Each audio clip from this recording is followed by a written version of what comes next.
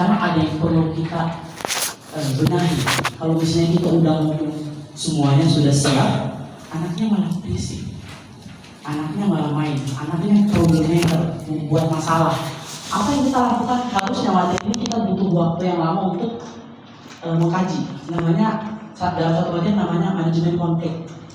Jadi semuanya terpaket dalam satu namanya manajemen konflik, gimana biar menyelesaikan masalah. Misalnya kalau bapak ibu ditanya, anaknya main, terus dia merasa terbuli. Pulang ke rumah dia lapor ke orang tuanya, anak saya dibully. Bapak ibu harus tahu nih, tadi dia diapain. Itu benar gak masuk ke dalam pembulian? Kalau saya biasanya bagi ketiga. Itu benar gak masuk ke dalam pembulian? Kalau enggak, ini cuma sebatas ini misalnya, sebatas itu misalnya. Kalau dia udah masuk ke dalam bully, emang bully yang gimana? Salah satu masuknya di dalam manajemen menertibkan siswa. Yang harus Bapak Ibu tahu, kita menertibkan dan mendisiplinkan siswa cuma ada dua cara. Ingat baik-baik, cuma ada dua cara. Yang pertama, cara halus dan kelembutan. Yang kedua, tegas, bukan marah-marah, apalagi ngebentak. Itu udah boleh. Yang pertama dengan halus atau kelembutan, yang kedua tegas.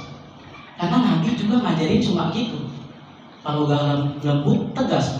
Gak ada Nabi main tampar, main pukul, itu gak ada. Itu ya, jadi cuma ada dua. Yang pertama, kita coba gunakan penghargaan secara verbal.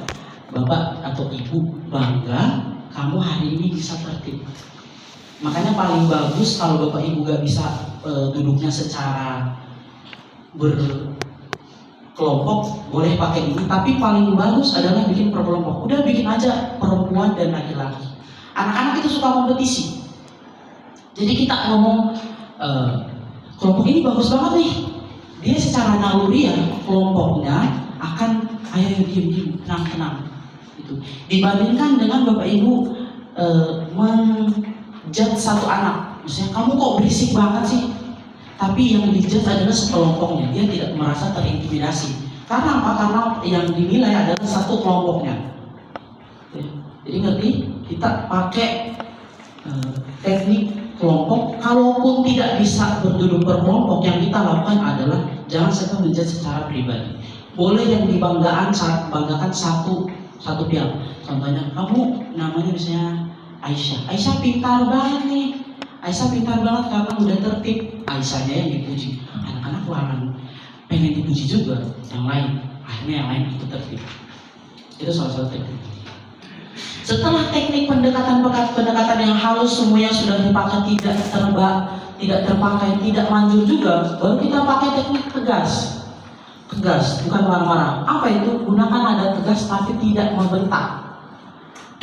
Anak-anak sekarang waktunya rapikan meja. Sekarang waktunya tertib. Bapak atau ibu tidak akan mulai pembelajaran sebelum kalian tertib. Ketimbang banting meja, tutup meja, terus bilang, kalian ini bukan yang tertib, malah main, malah berisik. Dibandingkan gunakan kata-kata yang membentak itu, kita ubah nada tegas.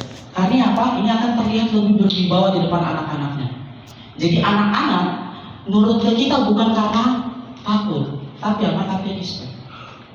Tapi respect pada kita. Jadi ingat sekali lagi, kita gunakan nada tegas dan tidak membentak. Selanjutnya ada dua teknik menertibkan anak.